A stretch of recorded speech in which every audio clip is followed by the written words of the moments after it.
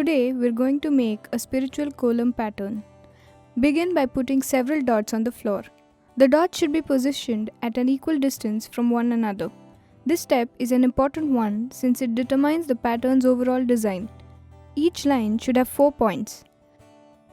The first 2 lines are vertical and the other 2 are horizontal. These dots serve as a guide for making your pattern. We'll start by making a figure 8 around these points like this.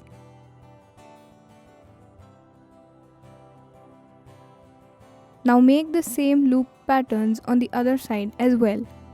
Remember to keep the distance between the loops even.